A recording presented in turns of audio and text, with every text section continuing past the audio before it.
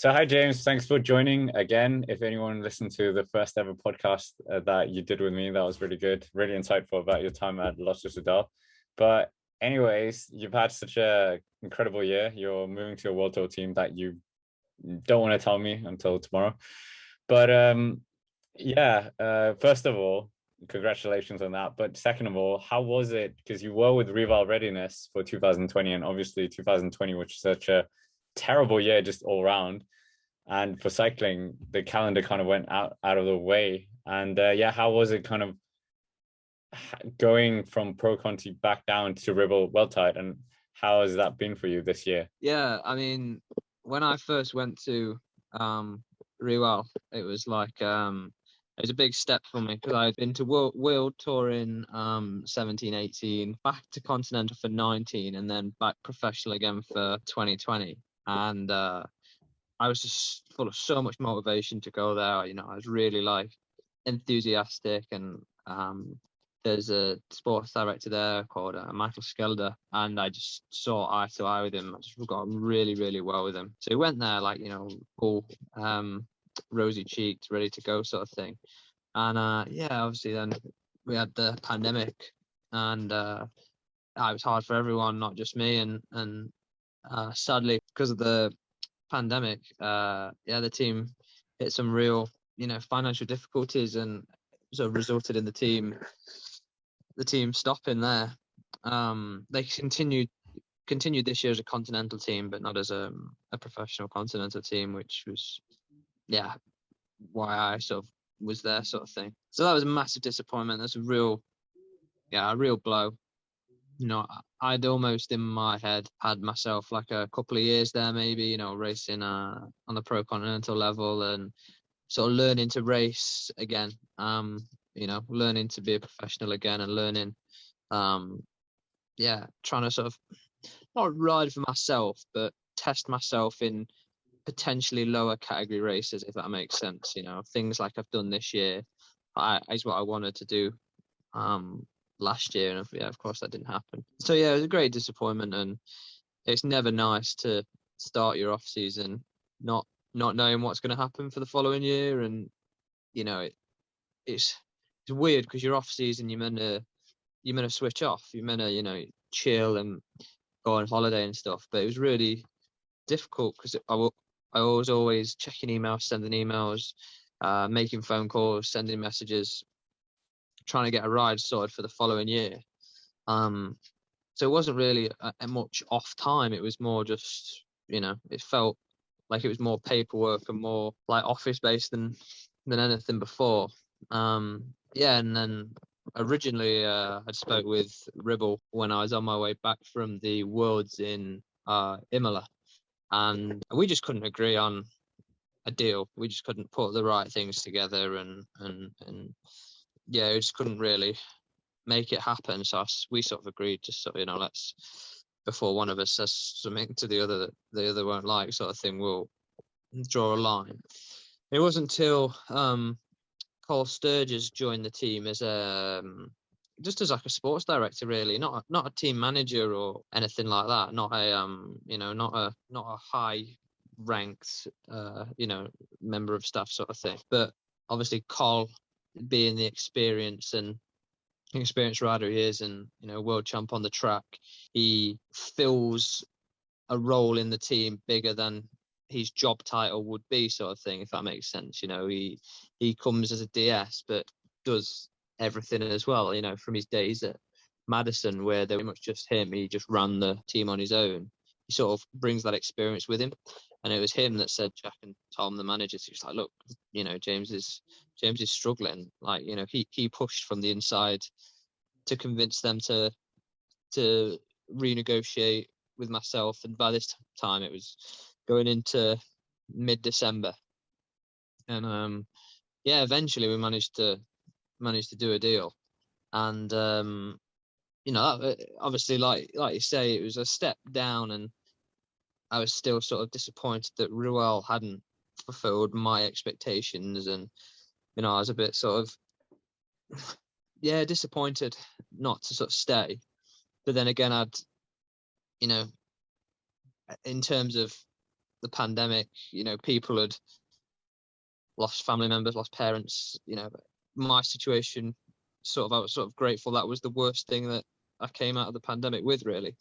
So just thought, wow, I just have to grab the opportunity and get stuck in and train as hard as I can, and concentrate on being the best version of me.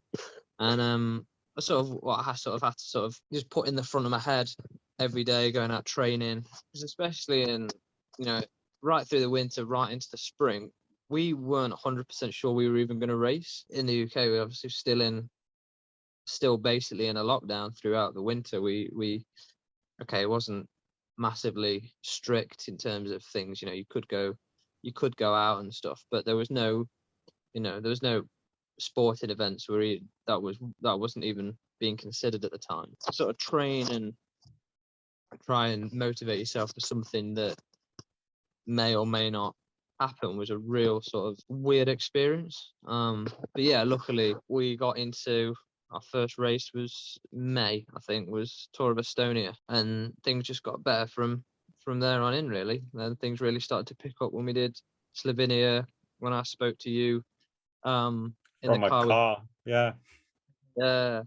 We spoke briefly before one of the stages. It might have been stage 5.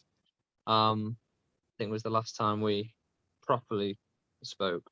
And then things continued to grow. And I think as well the positivity of myself doing well, I think, influenced everyone else. And I certainly, from then on, saw a big change from the riders' point of view. A lot of guys, found a lot more motivation to train and to race hard and want to get stuck into races and things. So from then on, it was just like sort of the snowball effect. Like the motivation and the morale just seemed to really blossom. And obviously, then Dan, although he didn't effectively do the hour record for us, he was sort of under his own umbrella. But he's, at the end of the day, he's still one of the Ribble riders. He's still still in the Ribble family and things like that. I think, from the team point of view, it was ace. And it really sort of like brought the lads together as a team. So yeah, it's been challenging, but we got here in the end. So that Tour of Slovenia, not the car interview, but racing, well, going from the year before, you didn't know if you're going to have a contract with a team, and then suddenly you're up against the current Tour de France champion, Tadej Pogačar. Yeah, what was it like racing against, the peak of the peak right now? Yeah, I mean, I look back on that result and I could sort of put it into perspective a little bit more now, because at the time I was like so confused as to like what was happening. I was like, what? Surely, I should be 20 minutes down, not a minute and a half down, sort of thing, and 2 minutes. And the fact that I thought, oh well, maybe he's not in the best shape that he was, maybe he's not as good as he was last year or something. And then he continued to like progress, and then he went on to dominate at the Tour de France. What, three weeks later? For me, watching him do that made me feel much better about my ride. I was really happy with my ride anyway. But then to know that, he's in the best shape of his life, and that he is no doubt the best Grand Tour rider in the world right now. Nobody in the GC terms, nobody could really get close to him. He'd got so much more to give, so much more than everybody else. And to know that a few weeks prior to that, I'd not competed against him because he was in a different league to what the rest of the race was. But, to know that he wasn't actually that far in front, and that, I was, given all the crap that had happened the year before and leaving Rual, and sort of at the time it was reluctantly going to Ribble, but now I'm really happy that I went to Ribble, looking back. And yeah, I'd never have done the results without Ribble. So yeah, it was sort of a real strange experience, really. I can't really describe it, to be honest. It's all a bit odd. What was the Tour of Norway like? It seems like you like finishing 5th. You finished 5th on the Tour of Yorkshire, 5th, Tour of Slovenia, 5th, Tour of Norway. Yeah, it's yeah, it's starting to wear a bit thin. To begin with, I'll take a fifth, and now I'm like, it's getting a bit repetitive. But yeah, Norway was great because it was an opportunity to prove to myself that Slovenia wasn't just down to luck. I didn't just sort of like have one good weekend and that was it. That was my form for the year done. I could go to Norway and like I say, the effect of everyone else getting better and fitter and finding motivation to go there and to back up what I'd already done, back up what I knew I could do, but also prove to myself as well as prove to other people that I'm capable of, continuing to ride up there with some of the best guys, potentially best guys in the world. And yeah, Norway was incredible, like incredible country, incredible place, amazing roads, amazing countryside and things like that. So yeah, I'd love to potentially go back and have another crack. And maybe next year with well, who knows? I'm gonna guess UAE or EF Education at this point, but we'll have to wait and see until tomorrow. But yeah, of course, you guys went to the Tour of Britain as well as a team, and that must have been a huge thing. Dan was talking about he wanted you guys to win the team time trial. You seem to be in the mix for sure and competed with some of the biggest teams. But yeah, how was the Tour of Britain for you? The world champion was there, Philippe Wout van Aert. It just seemed to be quite a star-studded affair. Yeah, like you say, it was Tour of Britain's now one of those races where a few years back maybe wasn't the race it is now. It was a 0.1 and maybe didn't attract the big teams. Where now you get, like you say, the world champion and you get Wout van Aert, and last year was won by 2019 was won by Van der Poel and things like that, and it's real close to the World Championships, and it's almost like the last opportunity, if you've not gone to the Vuelta, the last opportunity to do 8 hard days racing against everyone else who's trying to prepare for the World Championships. Yeah, it attracts the colour of the best guys in the world. And of course, for us to do it on home roads, local fans, and in a team like Ribble, probably don't get many opportunities to race at that level. It is like a mini Tour de France to us. It's where we can invite all our sponsors too and stuff like that. And it really creates like an atmosphere, a real homely, inspiring atmosphere to almost give you more motivation. I mean, we didn't have the best week in terms of luck, but I mean, then again, we pretty much had good luck all season. We almost hadn't even had a single puncture before that week. And then we just seemed to have all our bad luck in the space of about 3 days, the first 3 days, with a lot of crashes and just silly little mechanicals that potentially should have been avoided and things like that. So we started the week a little bit deflated. We started the week a bit, this isn't quite living up to our expectation. It wasn't quite living up to the dream we'd hoped it had been. And then day 5, I got up in the morning and I was feeling a bit, bit deflated, didn't really want to quite, race. I'd lost a bit of time on GC for mechanicals, and we'd had a few issues within the team and stuff. And I said to myself, there's this little kicker, this little climb. It's 2.6k, and it averaged about 6%, but it was about 12 or 13 Ks from the finish. I said to myself, I'm just going to get to the bottom of this climb, and I'm just going to go mental. I'm just going to put everything I can, attack on the bottom of this climb. I don't care if I get caught and I get dropped. I don't care if I get to the top and, whatever. All I want to do is nail this climb. And then when I'm at the top of the climb, I'll assess the situation and try and, play it from there. And across the top of this climb, just as I was getting to the top, got caught by Alaphilippe, Van Aert, literally the top 6 guys on GC all came tearing past the far. Got to get on the back of this group. Hayter was just off the back as well. Got on the back of this group with these guys. Hayter came across, and that was it. The race just lit up. We came flying into the finish into Gateshead. Literally, we finished at literally the foot of the Angel of the North. and just came into the sprint, and I was too far back coming into the roundabout before the left-hander, about 500 to go. So I sort of took a wide line around the outside of as many riders as I could and dropped straight onto Alaphilippe's wheel with about 300 to go, just as he started sprinting. And I thought, oh yeah, this is perfect almost. So as soon as he started sprinting myself, and got rolled by Van Aert, Hayter, and someone else, and then Alaphilippe finished in front of me, and I finished 5th on that day. And given all the issues and mechanicals we'd had all week, it was almost like, oh, finally we're sort of back to 5th. Yeah, we should be, back to our traditional place, nothing more, nothing less.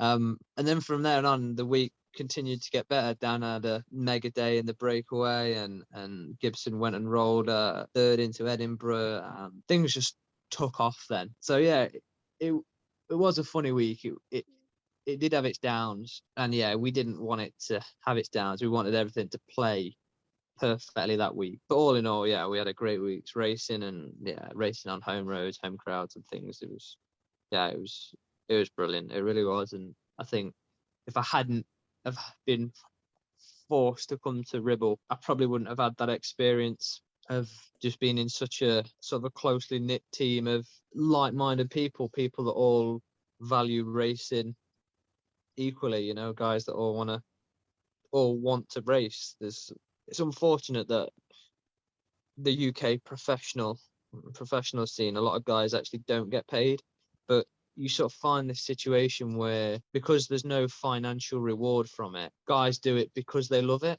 And you see that these guys have so much more love for the sport and for cycling than you'd usually find, because they're not doing it to make a living. They're not doing it because they need to pay their bills, and they're not doing it so they can take money home to feed the kid. They're doing it just because they love it. And it really, that creates such an atmosphere within the team that, like, nothing here financially to gain, but we're all here on exactly the same page. We're all here to try and race the best we can. But yeah, I think that pretty much sums like Ribble up as a team, really, is that everyone's just really keen to race. Well, keeping it on home roads, you went to the Lincoln National Championships this year. Of course, it seemed to be merged with the Lincoln GP, but you went for the time trial and the road race. I won't ask you how you felt before the time trial, because we actually have an interview with you where we actually met for the first time in Lincoln.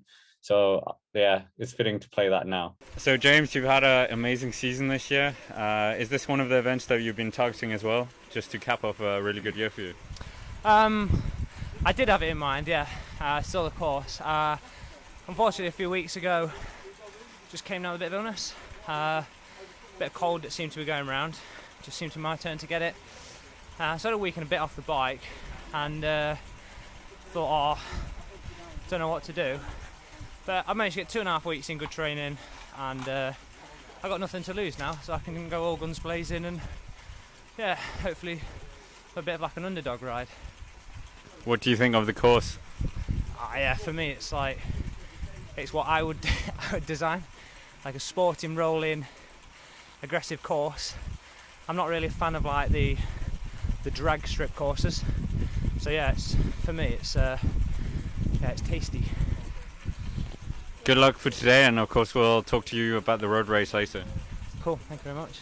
So anyways, you were saying that you were feeling a bit sick, and your third place, second and third for you guys must have been over the moon when there's so many World Tour riders in that field. 100%. I think if that's not the best example of like the underdogs, the little guys can compete with the best, then I really don't know what is. But yeah, like I said, I'd had a bit of illness, and I think if somebody had said to me before the race, oh yeah, you'll get third today and your teammate will get second, and do you want to bet on it now, or do you want to take your own chance and see what you could do? I'd have taken their odds.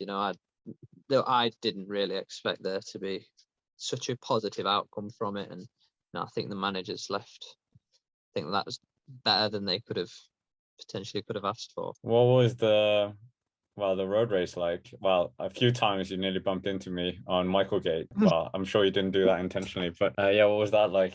It looked like a really rough race. You had 13 ascents up Michaelgate, and it was raining to start with, so it was wet cobbles as well. Yeah, I think the women definitely got the worst of the weather. We got relatively lucky, I think, actually, in comparison. And yeah, 13 times up Michaelgate, it is as daunting as it sounds. It really is that scary. You know, basically, it's like a really condensed version of the Tour of Flanders, isn't it? It's for those that don't know what Michaelgate is, it's basically really aggressive, steep, cobbled climb that's not particularly long in length. It's a relatively short, fast climb that basically finishes right outside the cathedral in Lincoln. And some bright spark thought it'd be a great idea to have a race of it. And traditionally, yeah, the race would, like you say, would be the Lincoln Grand Prix. But this year was co-hosted with the national championships. I must admit, I was a little bit disappointed British cycling did that, because it just meant that there was one less race on the British calendar. I think it'd have been nice that with the limited calendar we had, that the championships weren't organised on a different day on a different course, just so that the British guys racing in the UK can have at least one extra race, because Lincoln is one of the elite races. You know, it's one of the premier, better races on the UK scene. But I mean, the actual race itself attracted such a crowd, not seen people like that. Well, no one's seen that many people for maybe 2 years. Yeah. And it's weird. When the crowds disappeared, I didn't really notice they were gone until Sunday, and then I was like, whoa, like how much better is sport and is bike racing when the fans are as emotionally attached to it as the riders are. You know, I think I went to watch Nottingham Forest play last night. That's my club, unfortunately. You notice when there's that many people in such a small space, and how emotionally attached the fans get to the sport. And yeah, like I say, it was one of those things I only realised I was missing it when it sort of came back. I was like, oh, actually, you know what? Yeah, I have missed this. Yeah, and it took me a while to realise. And when you look at that many people, yeah, just getting stuck in, and people often ask, oh, is it a motivator? Does it help you? Does it help you go a bit deeper? And when you're just sort of, cruising through the back bit of the course, there's not that many people there. It's fairly empty. But when you need it on that run into the finish, on that 13 times up the climb, yeah, that's when it gets you. That's when you get that sort of the hairs on the back of your neck sort of stand up. And actually I didn't have the best day on the bike. I got about 20 minutes in and I was thinking, oh, legs are a bit sore. It's a shame, one race to go. Like, can I see what I can do? And yeah, I think the illness that I'd had before the time trial sort of took its toll after 3 hours, and after 10, 11 times up the climb, began to think, yeah, maybe it's not my day. But I think I rode it the best I could, and I certainly rode an aggressive race. Maybe it wasn't the best tactical move, but yeah, it was great. It was, looking back at, it was definitely it was the best race I did in the UK this year by a long shot. Yeah, no, I agree. The atmosphere was electric on that climb.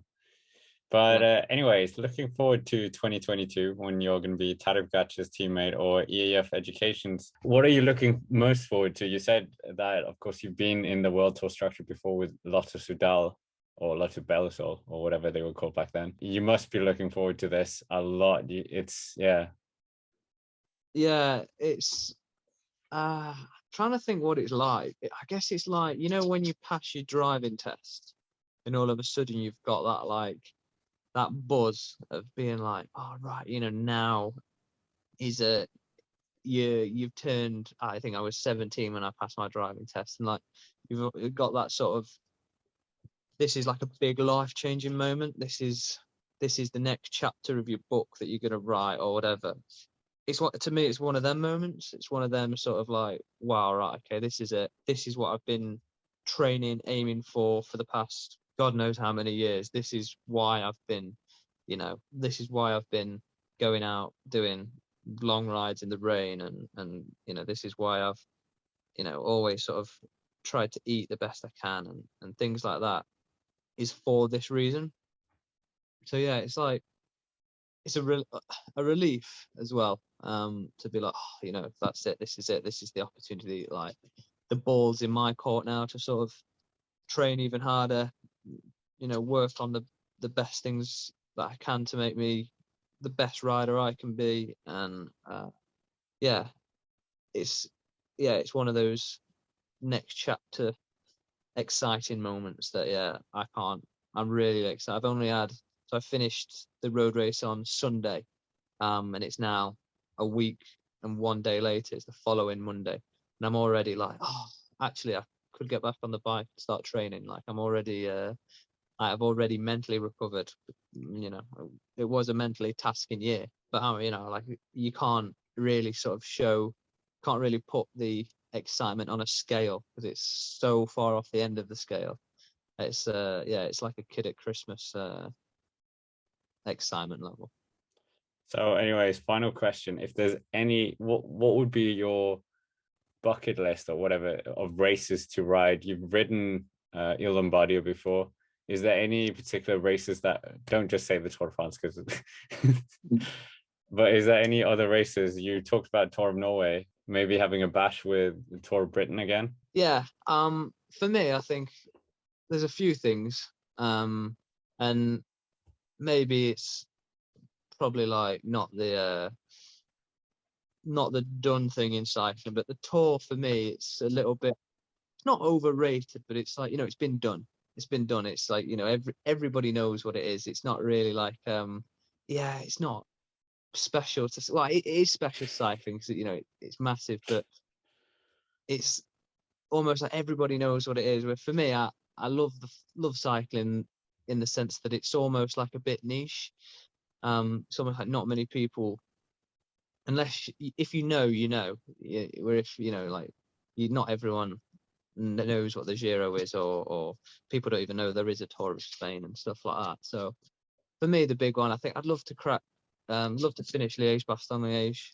That'd be like what's the word, like a tick list, a kid, when you set your goals out and stuff. I think Liège would be a good one, and I wouldn't mind doing 3 weeks in Italy as well. I think that'd be, for me, that'd be a great entry into doing Grand Tours. Never started one before, but yeah, that'd be something I think I could really get myself behind, get motivated for. And then potentially Strade Bianche as well. I love the gravel. I love the off-road, sort of like how different it is, and yeah, I think in Italy, Tuscany, that finish into Siena as well. Love the town of Siena.